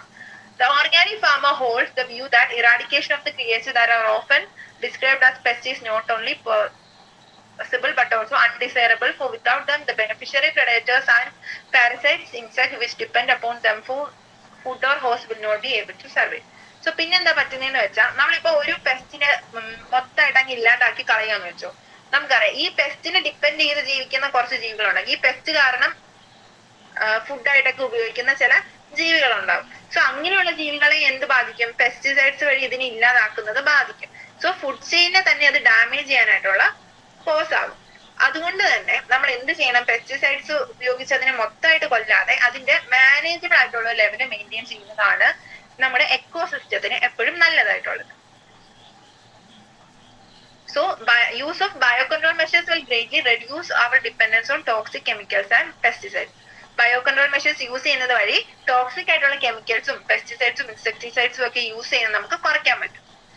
An important part of the biological farming approach is to become familiar with the various life forms that inhabit the field, predators as well as pests, and also their life cycle, patterns of feeding, and the habitats that they prefer. This will develop an appropriate means of biocontrol. പിന്നെ പറഞ്ഞിട്ടുള്ളത്, നമ്മൾ എന്ത് ചെയ്യണം, farming ഒക്കെ ചെയ്യുന്ന സമയത്ത് അവിടെയുള്ള ഓർഗാനിസത്തിന്റെ beneficial ആയിട്ടുള്ള കാര്യങ്ങളും അതിന്റെ ലൈഫ് സൈക്കിളും പാറ്റേൺ ഓഫ് ഫീഡിങ്ങും എല്ലാം അറിഞ്ഞിരിക്കുന്നത് ഏത് type of bio control use ചെയ്യണം എന്നൊക്കെ നമുക്ക് മനസ്സിലാക്കാനായിട്ട് ഹെൽപ്പ് ചെയ്യും. പിന്നെ പറഞ്ഞിട്ടുള്ളത് ഒരു എക്സാമ്പിളാണ്. നമുക്കറിയാം എന്താ, ലേഡി ബേർഡ് എന്ന് പറഞ്ഞൊരു ബഗ് ഉണ്ട്. ആ ബഗും ഡ്രാഗൺ ഫ്ലൈ ഇതിനെയൊക്കെ യൂസ് ചെയ്ത് നമുക്ക് aphids and mosquitoes. So aphids and mosquitoes എന്ന് പറയുന്ന ജീവികളെയൊക്കെ ഇല്ലാതാക്കാനായിട്ട് ലേഡി ബേർഡ് എന്ന് പറയുന്ന ബീറ്റിൽസും അല്ലെങ്കിൽ എന്താ ബഗിനെയും അതുപോലെ ഡ്രാഗൺ ഫ്ലൈസിനെയൊക്കെ യൂസ് ചെയ്യാറുണ്ട്. സോ ലേഡി ബേർഡും ഡ്രാഗൺ ഫ്ലൈസിനും യൂസ് ചെയ്ത് ആഫിഡ്സ് ആൻഡ് മോസ്കിറ്റോ. ആഫിഡ്സ് എന്ന് വെച്ചാലും അത് ചെറിയ ഇൻസെക്റ്റാ. അതെന്ത് ചെയ്യും, അത് ഈ ചെടികളിലൊക്കെ സ്റ്റെമ്മിൽ വന്നിരുന്നിട്ട് അതിന്റെ നീരൂറ്റി കുടിക്കും. അങ്ങനെ അത് ഡ്രൈ ആയിരിക്കും. സോ അതിനെയൊക്കെ പ്രിവെന്റ് ചെയ്യാനായിട്ട് ലേഡി ബേർഡ്സിനും ഡ്രാഗൺ ഫ്ലൈസിനും യൂസ് ചെയ്യാൻ പറ്റും. പിന്നെ വളരെ മൈക്രോബിയ ആയിട്ടുള്ള ബയോ കൺട്രോൾ ഏജന്റ് ഉണ്ട്. അതാണ് വളരെ ഇമ്പോർട്ടന്റ് ആയിട്ടുള്ളത്. ബാസില്ലസ് ട്യൂറിൻജനസിസ് അല്ലെങ്കിൽ BT അതിന്റെ ഷോർട്ട് ഫോമിൽ പറയാം, capital D and small t. So ഈ ബാക്ടീരിയയുടെ ഫംഗ്ഷൻ എന്താ, ഇതിനെ നമുക്കൊരു ബയോ കൺട്രോൾ ഏജന്റ് ആയിട്ട് യൂസ് ചെയ്യാൻ പറ്റും. An example of microbial biocontrol agents that can be introduced in order to control butterfly caterpillar is the bacteria Bacillus thuringiensis, often written as BT. These are available in sachets as dried spores which are mixed with water and sprayed onto vulnerable plants such as brassicas and fruit trees, where these are eaten by the insect larvae. In the gut of the larvae, the toxin is released and the larvae gets killed. The bacterial disease will kill the caterpillar but leaves other insects unharmed. Because of the development of methods of genetic engineering in the last decade or so, the scientists have introduced thuringiensis toxin genes into plants. So, ഈ bacillus ട്യൂറിൻജനസിസ് എന്ന് പറയുന്ന bacteria, അതിന്റെ function എന്താ, അതിന്റെ പ്രത്യേകത എന്താന്ന് വെച്ചാൽ അത് ഈ കാറ്റർപില്ലേഴ്സും അതുപോലെയുള്ള ഈ പ്ലാന്റ്സ് ഡിസീസ് കോസ് ചെയ്യുന്ന കാര്യങ്ങളിലൊക്കെ കൊന്നുകളയും. അപ്പൊ നമ്മൾ ഇത് എങ്ങനെയാണ് യൂസ് ചെയ്യുന്നത്? ഈ ബാസിലസ് ട്യൂറിൻജനസിസ് അല്ലെങ്കിൽ BT എന്ന് പറയുന്ന മൈക്രോബിനെ ഡ്രൈഡ് ആയിട്ടുള്ള ഫോമിനെ നമുക്ക് വാങ്ങിക്കാൻ കിട്ടും. സോ ഈ ഡ്രൈഡ് ആയിട്ടുള്ള ഫോമിനെ വാങ്ങിച്ച് അതിന്റെ സ്പോർസ് ആയിരിക്കും നമുക്ക് കിട്ടുന്നത്. അതിനെ വാട്ടറുമായിട്ട് മിക്സ് ചെയ്തിട്ട് ഈ ചെടികളിൽ നമ്മൾ സ്പ്രേ ചെയ്യും. അങ്ങനെ ചെയ്യുന്ന സമയത്ത് ഈ ചെറിയ ചെറിയ ഇൻസെക്ട്സ് ഒക്കെ ഉണ്ടാവും. അതിനെയൊക്കെ അതൊക്കെ ഈ സ്പോർസിനെ കൺസ്യൂം ചെയ്യും. ഈ സ്പോർസിനെയൊക്കെ അത് തിന്നും. അങ്ങനെ വരുന്ന സമയത്ത് അതിന്റെ ഗട്ടിൽ വെച്ച് ഈ ലാർവ റിലീസ് ചെയ്ത് അതിനെ കൊന്നുകളയും. സോ ഈ ബാസിലസ് ട്യൂറിൻജനസിന്റെ പ്രത്യേകത എന്താന്ന് വെച്ചാൽ ഇത് എല്ലാ ജീവികളെ അഫക്ട് ചെയ്യില്ല. ചില പെസ്റ്റ് ആയിട്ടുള്ള ജീവികളെ, അതായത് നമ്മുടെ ക്രോപ്പിനെ ഡാമേജ് ചെയ്യുന്ന ജീവികളിൽ മാത്രമേ ഇത് അഫക്ട് ചെയ്യുള്ളൂ. അതുകൊണ്ട് തന്നെ മറ്റ് ജീവികളെ എന്ത് ചെയ്യും, അതിനൊന്നും ഒരു പ്രശ്നമില്ലാതെ അൺഹാംഡ് ആയിട്ട് തുടരും.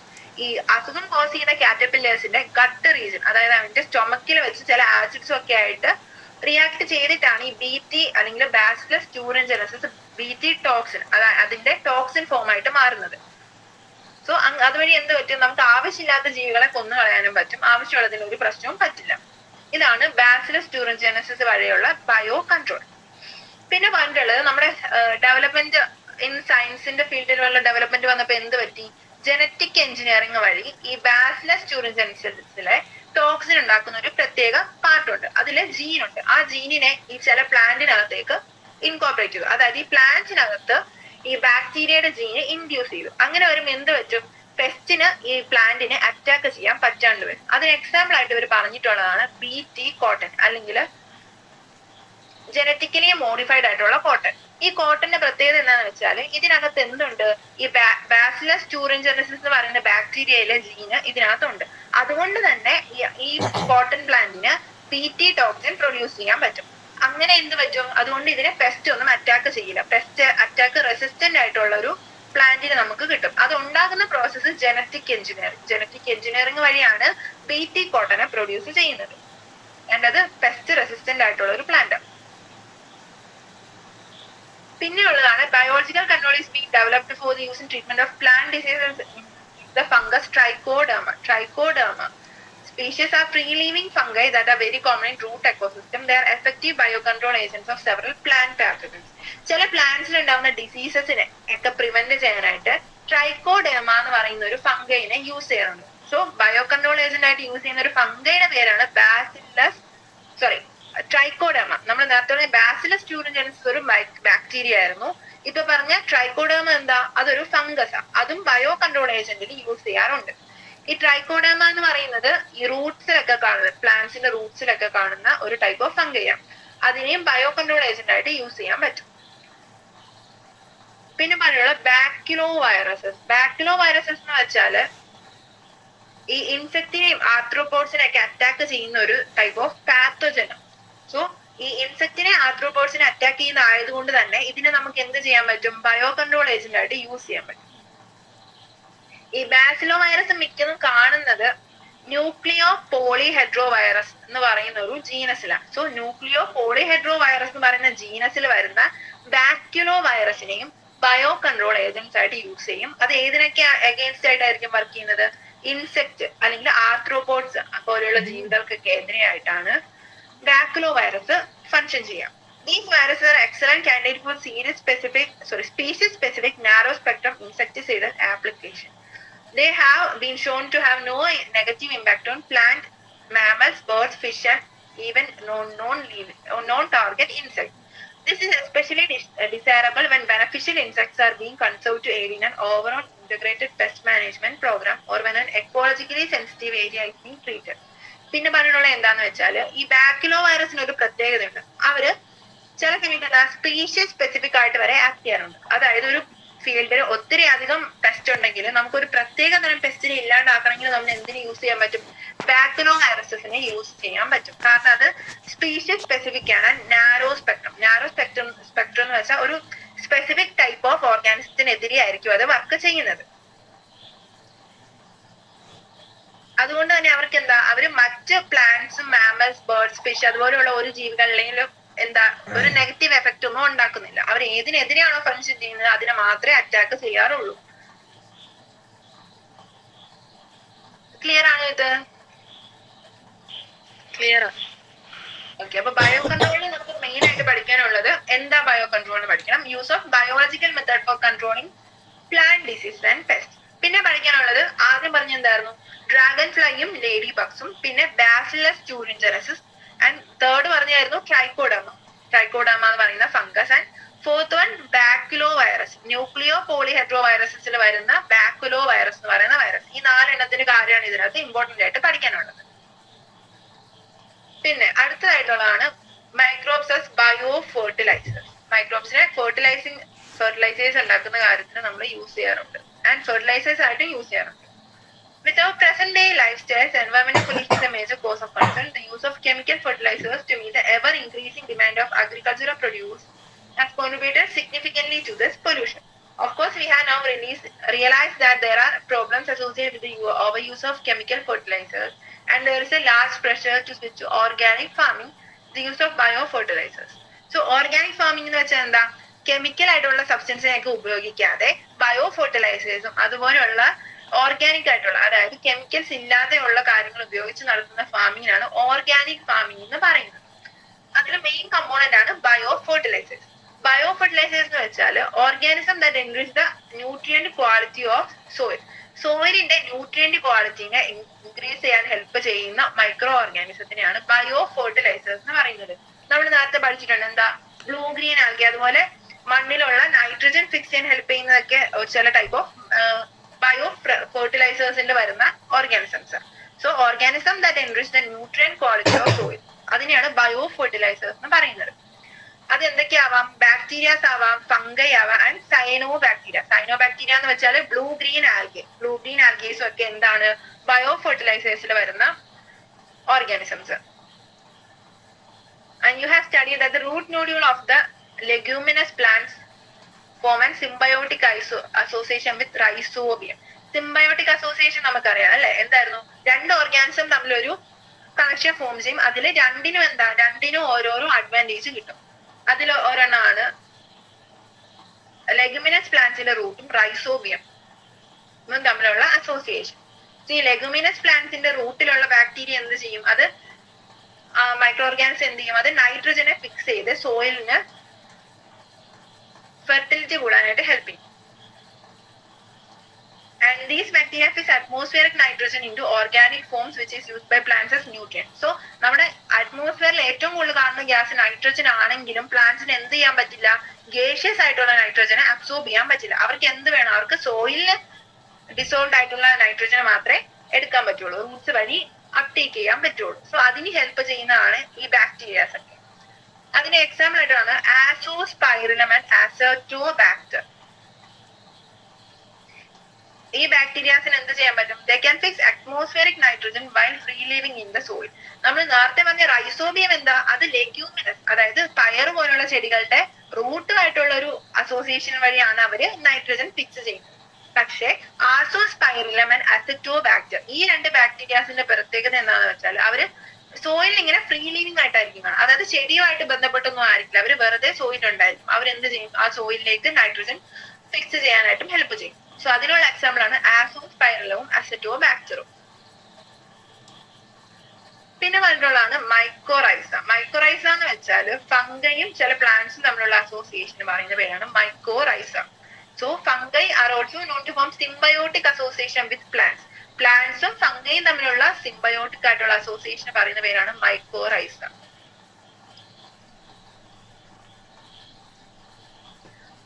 Many members of the genus Glomus form mycorrhiza. The fungal symbiont in these association absorbs phosphorus from the soil and passes it to the plant.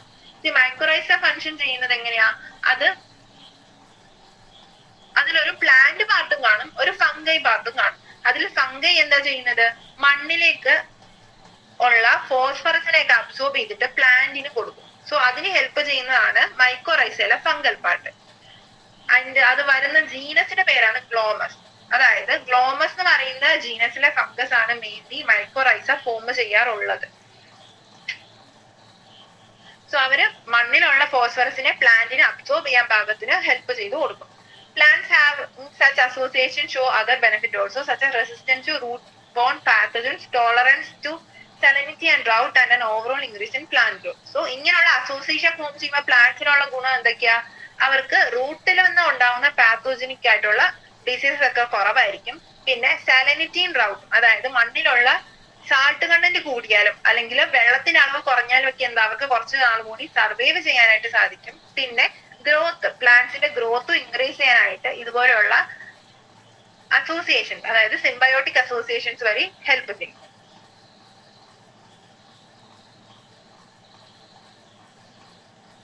പിന്നെ cyanobacteria are autotrophic microbes widely distributed in aquatic and terrestrial environments, many of which can fix atmospheric nitrogen. Example, Anabaena, Nostoc and Oscillatoria. In paddy fields, cyanobacteria serve as an important biofertilizer.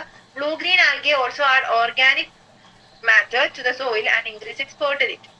So പിന്നെ പറഞ്ഞിട്ടുള്ളത് സയനോബാക്ടീരിയത്തിന്റെ കാര്യം. സയനോബാക്ടീരിയം തന്നെയാണ് blue green algae, അത് രണ്ടും ഒരു substance തന്നെയാണ്.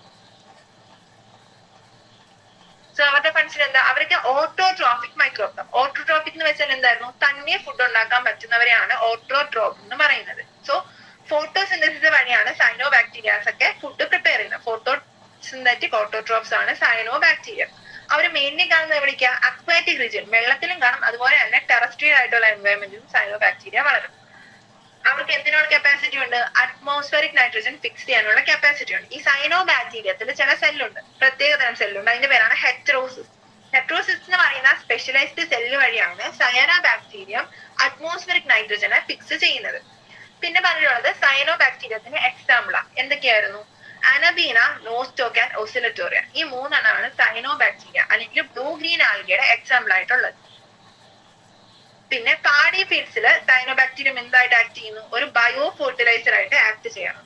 So paddy ഫീൽഡ്സിൽ സയനോബാക്ടീരിയം അതിനൊരു bio fertiliser ആയിട്ട് ആക്ട് ചെയ്യാറുണ്ട്. പിന്നെ സോയിലിലെ ഓർഗാനിക് മാറ്റർ ഇൻക്രീസ് ചെയ്യാനും അതുപോലെ തന്നെ അതിന്റെ ഫെർട്ടിലിറ്റി കൂട്ടാനായിട്ടും എന്ത് ഹെൽപ്പ് ചെയ്യും? സയനോബാക്ടീരിയ ഹെൽപ്പ് ചെയ്യും. സോ സയനോബാക്ടീരിയ ഓട്ടോട്രോഫിക് മൈക്രോബ്സ് ആണ്. അവർ അക്വാറ്റിക് ആൻഡ് ടെറസ്ട്രിയൽ എൻവയോൺമെന്റിൽ കാണും. അവർക്ക് അറ്റ്മോസ്ഫിയറിക് നൈട്രജൻ ഫിക്സ് ചെയ്യാനുള്ള കഴിവുണ്ട്. അതിന്റെ കൂടെ തന്നെ എന്താ, ചില സമയത്ത് അത് ബയോ ഫെർട്ടിലൈസേഴ്സ് ആയിട്ട് ആക്ട് ചെയ്യും.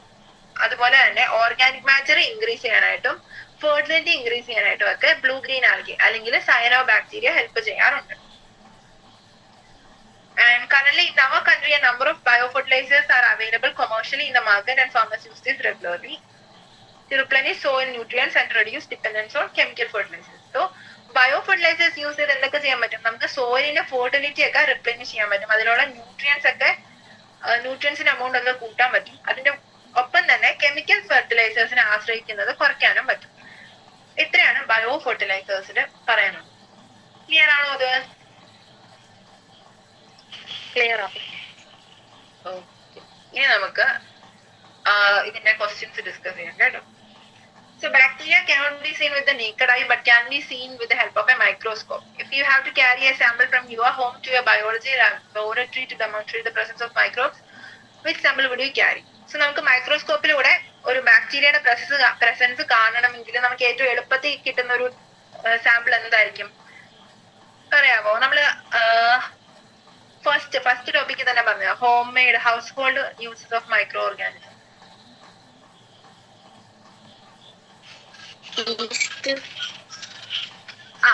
ഈസ്റ്റ് നമുക്ക് യൂസ് ചെയ്യാൻ പറ്റും. കറക്റ്റ്, ഈസ്റ്റ് യൂസ് ചെയ്യാൻ പറ്റും. അല്ലെങ്കിൽ എന്താ, നമുക്ക് തൈര് അതുപോലെ എന്തെങ്കിലും ഉള്ള നമ്മുടെ ഹൗസ് ഹോൾഡ് പ്രോഡക്ട്സ് വരുന്ന എന്തെങ്കിലും ഉണ്ടെങ്കിൽ നമുക്ക് മൈക്രോസ്കോപ്പിലൂടെ അതിനെ സാമ്പിൾ ആയിട്ട് വെച്ച് മൈക്രോ ഓർഗാനിസത്തിനെ കാണാൻ പറ്റും. ആൻഡ് സെക്കൻഡ് ക്വസ്റ്റ്യൻ എന്ന് പറയുന്നത്, give examples to prove that microbes release gases during metabolism. അതിന് എക്സാമ്പിൾ ആയിട്ട് നമുക്ക് എന്ത് പറയാം? നമ്മുടെ ഡോർ ഐസ് ചെയ്യുന്ന കാര്യം പറയാം. അല്ലെങ്കിൽ methanogen methane producing bacterias methane gas produce ചെയ്യുന്ന കാര്യവും പറയാൻ പറ്റും. ഒന്നല്ലേ ഫെർമെന്റേഷന്റെ കാര്യം പറയാം, അല്ലെങ്കിൽ മെത്തനോജൻസിന്റെ കാര്യം പറയാം. And third question, in which food would you find lactic acid bacteria? Mention some of the useful application. Lactic acid bacteria നമുക്ക് കാണാൻ പറ്റുന്നത് കേർഡിലായിരിക്കും. അതിന്റെ യൂസ്ഫുൾ ആയിട്ടുള്ള ആപ്ലിക്കേഷൻസ് എന്താ? വിറ്റമിൻ B12 ഇൻക്രീസ് ചെയ്യും. അത് ഇമ്പോർട്ടന്റ് ആണ്. കേർഡ് പ്രൊഡ്യൂസ് ചെയ്യുന്ന സമയത്ത് മിൽക്കിൽ നിന്നുള്ളതിനേക്കാളും വിറ്റമിൻ B12 അളവ് കൂടുതലായിരിക്കും. So lactic acid bacteria vitamin B12 അളവ് കൂട്ടാനായിട്ട് ഹെൽപ്പ് ചെയ്യും. അതുപോലെ തന്നെ ഫെർമെന്റേഷൻ നടത്താനായിട്ട് യൂസ് ചെയ്യാൻ പറ്റും. കേർഡ് വെച്ച് അല്ലെങ്കിൽ ലാക്റ്റിക് ആസിഡ് ബാക്ടീരിയ വെച്ച് എന്ത് പറ്റും? ഫെർമെന്റേഷൻ നടത്താൻ ഹെൽപ്പ് ചെയ്യും. അതുപോലെ തന്നെ ഗട്ട് ഹെൽത്ത് ഇംപ്രൂവ് ചെയ്യാനായിട്ടും, അതായത് നമ്മുടെ ഇൻഡസ്റ്റൈൻസിലൊക്കെയുള്ള ഗുഡ് ബാക്ടീരിയ, നല്ല ബാക്ടീരിയാസിന്റെ ഗ്രോത്ത് കൂട്ടാനായിട്ടൊക്കെ ലാക്ടോബാസിലസ് അല്ലെങ്കിൽ ലാക്റ്റിക് ആസിഡ് ബാക്ടീരിയ വഴി പറ്റും. അപ്പൊ ഈ മൂന്നെണ്ണം നമുക്ക് അതിന്റെ യൂസ്ഫുൾ ആപ്ലിക്കേഷൻസ് ആയിട്ട് പറയാൻ പറ്റും. Name some traditional Indian foods made of wheat, rice and Bengal gram which involve the use of microbes. So ഇത് നമുക്ക് എന്താ പറയാൻ പറ്റും? നമ്മൾ കോമൺ ആയിട്ട് ഉണ്ടാക്കുന്ന ഡോവിന്റെ ഇഡലി, ദോശ അതുപോലുള്ള കാര്യങ്ങളൊക്കെ ഇത് വലിയ കാര്യമായിട്ട് ചോദിക്കില്ലായിരിക്കും, ജസ്റ്റ് അവര് ചോദിച്ചിട്ടുണ്ടെന്ന്. സോ അപ്പൊ എന്താ പറയേണ്ടത്? ഫുഡ് ഐറ്റം നമ്മൾ പ്രിപ്പയർ ചെയ്യുന്നതിന്റെ കാര്യം പറയാം. ഫെർമെന്റേഷൻ ഉപയോഗിച്ച് ഡോ ഉണ്ടാക്കി അങ്ങനെ ഉണ്ടാക്കുന്ന ഫുഡിന്റെ കാര്യം വേണം പറയാം. And fifth one, in which way how microbes play an important role in controlling diseases caused by harmful bacteria. അതിനെന്താ നമ്മൾ പറയേണ്ടത്? സോ ഡിസീസസ് കോസ് ചെയ്യുന്ന ബാക്ടീരിയാസിനെ ഇല്ലാണ്ടാക്കാനായിട്ട് നമുക്ക് ഒന്നല്ലെങ്കിൽ വാക്സിൻ യൂസ് ചെയ്യാം, അല്ലെങ്കിൽ ആന്റിബയോട്ടിക്സിന്റെ കാര്യം പറയാം. സോ ആന്റിബയോട്ടിക്സിനെ പ്രൊഡ്യൂസ് ചെയ്യാനായിട്ട് എന്ത് യൂസ് ചെയ്യും? മൈക്രോബ്സിനെ യൂസ് ചെയ്യും. അതുപോലെ തന്നെ വാക്സിൻസ് പ്രൊഡ്യൂസ് ചെയ്യാനായിട്ടും മൈക്രോബ്സിനെ യൂസ് ചെയ്യാറുണ്ട്. എക്സാമ്പിൾ ആയിട്ട് പറയുകയാണെങ്കിൽ നമുക്ക് പെനിൻസിലിയം നൊട്ടേറ്റം വെച്ചാണ് പെനിൻസിലിൻ എന്ന് പറയുന്ന ആന്റിബയോട്ടിക് പ്രൊഡ്യൂസ് ചെയ്യുന്നത്. സോ ആ കാര്യങ്ങളൊക്കെ പറഞ്ഞാൽ മതി. And sixth question, name any two species of fungus which are used in production of antibiotics. ഒന്ന് നമ്മളിപ്പോ പറഞ്ഞ പെനിൻസിലിൻ ഉണ്ടാക്കാൻ യൂസ് ചെയ്യുന്ന പെനിൻസിലിയം നൊട്ടേറ്റം. പിന്നെ വേറെ ഒരെണ്ണം സെഫാലോസ്പോർ എന്ന് പറയുന്ന ഒരു ആന്റിബയോട്ടിക് ഉണ്ട്. ഞാൻ അതിന്റെ 1-2 എക്സാമ്പിൾ ഞാൻ പറയാവേ. ഫംഗൽ സോഴ്സ്, അതിന് സെഫാലോസ്പോറിൽ ഉണ്ടാകുന്ന ഫംഗസിന്റെ പേരാണ് സെഫാലോസ്പോറിയം അക്രിമോണിയം എന്ന് പറയും. ഞാൻ അതിന്റെ വേറൊരു ലിസ്റ്റ് ആയിട്ട് തരാം. പിന്നെ what is sewage? In which ways can sewage be harmful to us? So sewage എന്തായിരുന്നു? Waste material which includes micro organism and organic മാറ്ററും മൈക്രോബ്സും ഒക്കെ ഉള്ള ഒരു വേസ്റ്റ് മെറ്റീരിയൽസിനെയാണ് സീവേജ് എന്ന് പറയുന്നത്. പിന്നെ സീവേജ് എന്തുകൊണ്ട് ഹാർംഫുൾ ആവും? അതിനകത്തുള്ള മൈക്രോബ്സ് ഒക്കെ പാത്തോജനിക് ആവാനുള്ള സാധ്യതയുണ്ട്. അതുവഴി അസുഖങ്ങളൊക്കെ ഉണ്ടാവാം. പിന്നെ അത് കണ്ടാമിനേറ്റ് ചെയ്യും. ഡ്രിങ്കിങ് വാട്ടർ ആയിട്ട് യൂസ് ചെയ്യുന്ന വാട്ടർ സോഴ്സിനെ കണ്ടാമിനേറ്റ് ചെയ്യും. സോ ഇതൊക്കെയാണ് സീവേജിന്റെ ഹാർംഫുൾ ആയിട്ടുള്ള എഫക്ട്സ്. ആൻഡ് പിന്നെ പറഞ്ഞുള്ള what is the key difference between primary and secondary sewage treatment. Primary and secondary sewage ട്രീറ്റ്മെന്റ്സിനുള്ള ഡിഫറൻസ് ആണ്. പ്രൈമറിയിൽ എന്താണ്? മെക്കാനിക്കൽ അല്ലെങ്കിൽ ഫിസിക്കൽ റിമൂവൽ ആയിരിക്കും. സെക്കൻഡറിയിൽ ബയോളജിക്കൽ അല്ലെങ്കിൽ മൈക്രോബ്സിനെ യൂസ് ചെയ്തിട്ടുള്ള റിമൂവൽ ആയിരിക്കും നടത്തുന്നത്. പിന്നെ ഫസ്റ്റ് വണ്ണിൽ, അതായത് ഫിസിക്കലില് സെഡിമെന്റേഷൻ ആൻഡ് ഫിൽട്രേഷൻ ആയിരിക്കും യൂസ് ചെയ്യുക. സെക്കൻഡറി സീവേജ് ട്രീറ്റ്മെന്റിൽ എന്താ യൂസ് ചെയ്യുന്നത്? ബയോളജിക്കൽ ആയിട്ടുള്ള പ്രോസസ് ആണ് യൂസ് ചെയ്യുന്നത്. Biological digestion using micro organism. So ഇതൊക്കെയാണ് key difference between primary and secondary sewage. പിന്നെ do you think that microbes can be used as source of energy? നമുക്ക് ഈ എനർജി ആയിട്ട് യൂസ് ചെയ്യാൻ പറ്റും. ഏതാ? മെത്തനോജൻസ്, ബയോഗ്യാസ് പ്ലാന്റ് ഒക്കെ അതിന്റെ എക്സാമ്പിൾ ആയിട്ട് പറയാം. പിന്നെ microbes can be use to decrease the use of chemical fertilisers and pesticides. So ഇവിടെ ചോദിച്ചിട്ടുള്ളത് ബയോ ഫെർട്ടിലൈസേഴ്സ് അല്ലെങ്കിൽ ബയോ ഫെർട്ടിലൈസേഴ്സിനെ ഒക്കെ യൂസ് ചെയ്ത് ഓർഗാനിക് ഫാമിംഗ് നടത്തുന്ന കാര്യം വേണം നമ്മൾ പറയാനായിട്ട്. And 11th one, 3 water samples, namely river water, untreated sewage water and secondary effluent. Discharged from a sewage treatment plant were subject to a BOD test. അതിൽ BODയുടെ വാല്യൂ തന്നിട്ടുണ്ട് 28 and 400 milligram. സോ അതിനകത്ത് ഏറ്റവും polluted ആയിട്ടുള്ള ഏതാണെന്നാ ചോദിച്ചിട്ടുള്ളത്. അതിൽ 20 milligram എന്ന് വെച്ചാൽ എന്താ?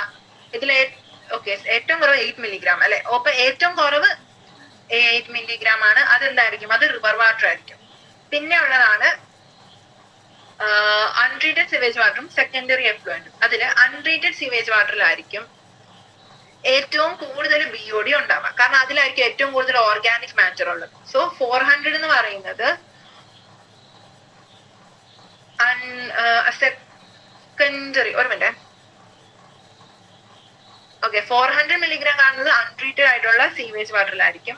ആൻഡ് 20 milligram അതായത് കുറച്ച് കുറഞ്ഞ ലെവലാണ്, എന്നാൽ എന്താ റിവർ വാട്ടറിനെക്കാളും കൂടുതലാണ്. സോ അങ്ങനെയുള്ള ലെവൽ കാണുന്നത് സെക്കൻഡറി എഫ്ലുവന്റിലായിരിക്കും. അപ്പോൾ ഏറ്റവും കൂടുതൽ BOD ഉള്ളത് ഏറ്റവും പൊല്യൂട്ടഡ്, അതാണ് അൺട്രീറ്റഡ് ആയിട്ടുള്ള സീവേജ് വാട്ടർ. പിന്നെ രണ്ടാമത് വരുന്നതാണ് സെക്കൻഡറി എഫ്ലുവന്റ്. ആൻഡ് ഏറ്റവും കുറവ് എവിടെയായിരിക്കും? ഏറ്റവും കുറവ് BOD റിവർ വാട്ടറിന്റെ BOD ആയിരിക്കും, 8 milligram per liter. പിന്നെ ചോദിച്ചിട്ടുള്ളത് സൈക്ലോസ്പോറിൻ എ ആൻഡ് സ്റ്റാറ്റിൻ, അത് പ്രൊഡ്യൂസ് ചെയ്യുന്ന മൈക്രോബ്സിന്റെ പേര് ചോദിച്ചിട്ടുണ്ട്. സൈക്ലോസ്പോറിൻ എ പ്രൊഡ്യൂസ് ചെയ്യുന്നതായിരുന്നു trichoderma polysporum and statin produce ചെയ്യുന്നതാണ് മൊണാസ്കസ് പിർപിറസ്. സോ ആ പേരെല്ലാം ഇമ്പോർട്ടന്റ് ആണ്. പിന്നെ the role of microbes in the following and discuss with your teacher. Single cell protein എന്ന് വെച്ചാൽ ചില മൈക്രോ ഓർഗാനിസത്തിന് നമ്മൾ ഫുഡ് സപ്ലിമെന്റ് ആയിട്ടൊക്കെ യൂസ് ചെയ്യാറുണ്ട്. അതിന് പറയുന്ന പേരാണ് സിംഗിൾ സെൽ പ്രോട്ടീൻസ്. സ്പൈറുലീന എന്നൊക്കെ കേട്ടിട്ടുണ്ട്. സ്പൈറുലീന എന്നൊക്കെ പറയുന്ന മൈക്രോ ഓർഗാനിസത്തിനെ എന്ത് ചെയ്യും? അതിനെ കൾട്ടിവേറ്റ് ചെയ്യും. അതായത് നമ്മൾ ആർട്ടിഫിഷ്യൽ ആയിട്ട് ടാങ്ക് ഒക്കെ ഉണ്ടാക്കി അതിൽ വളർത്തും. അതിൽ വളർത്തി കഴിഞ്ഞ് ഇതിനെ നമുക്ക് ഫുഡായിട്ട് ന്യൂട്രിയൻ സപ്ലിമെന്റ് ആയിട്ട് നമുക്ക് യൂസ് ചെയ്യാൻ പറ്റും. അതൊരു സിംഗിൾ സെൽഡ് പ്രോട്ടീനാണ്. നമുക്ക് പ്രോട്ടീൻ സോഴ്സ് ആയിട്ട് യൂസ് ചെയ്യാൻ പറ്റുന്നതാണ് സ്പൈറുലീന. പിന്നെ പറയാനുള്ളത് മൈക്രോബ്സ് ഇൻ ദ ഫോളോയിങ്. സോയിലുള്ള മൈക്രോബ്സിന്റെ യൂസ് എന്താ? സോയിലിന്റെ ഫെർട്ടിലിറ്റി കൂട്ടാനായിട്ട് യൂസ് ചെയ്യാം. പിന്നെ ചില മൈക്രോ ഓർഗാനിസത്തിന് എന്ത് ചെയ്യാൻ പറ്റും? നൈട്രജൻ ഫിക്സ് ചെയ്യാനുള്ള കപ്പാസിറ്റി ഉണ്ട് അല്ലെ? സോ അതിനൊക്കെ ഹെൽപ്പ് ചെയ്യാനായിട്ട് മൈക്രോബ്സ് സോയിൽ ഈ ഫങ്ഷൻസ് ഒക്കെ ചെയ്യാറുണ്ട്.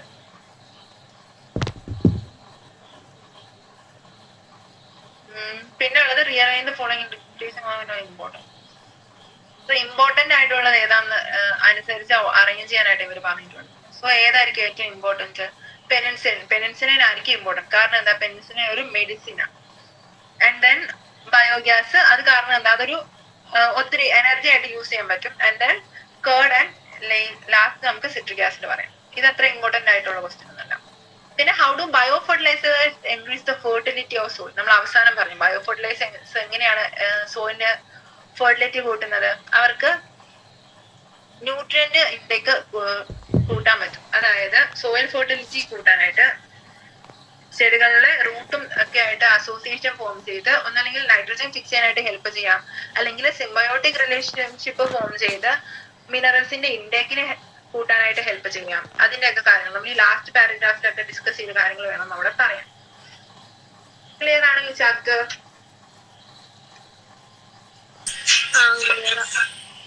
ഓക്കെ, ഡൗട്ട്സ് എന്തെങ്കിലും ഉണ്ടോ ചോദിക്കണേ. അപ്പൊ നമ്മൾ ഈ ചാപ്റ്റർ കഴിഞ്ഞു. ക്ലാസ്സിൽ എവിടെ വരെയായി? ക്ലാസ്സില് മറ്റേ മുപ്പാനുള്ള ചാപ്റ്റർ ഇല്ലേ?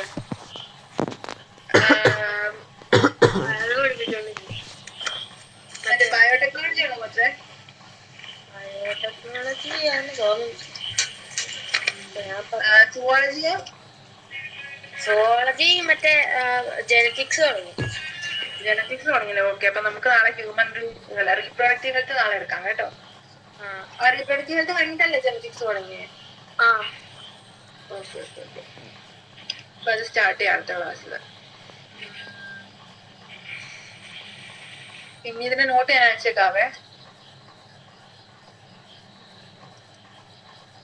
ഡൗട്ട്സ് ഒന്നും ഇല്ലെങ്കിൽ ഞാൻ ഒന്ന് രണ്ട് ക്വസ്റ്റ്യൻ ചോദിക്കട്ടെ? അയ്യോ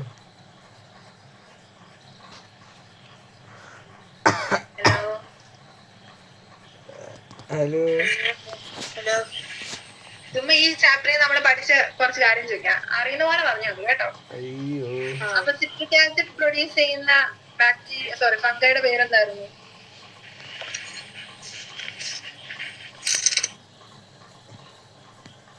സിട്രിക് ആസിഡ് ഫംഗയാണ് ചേച്ചി. ആ അതിന്റെ പേരെന്തായിരുന്നു? സയന്റിഫിക് നെയിം എന്തായിരുന്നു?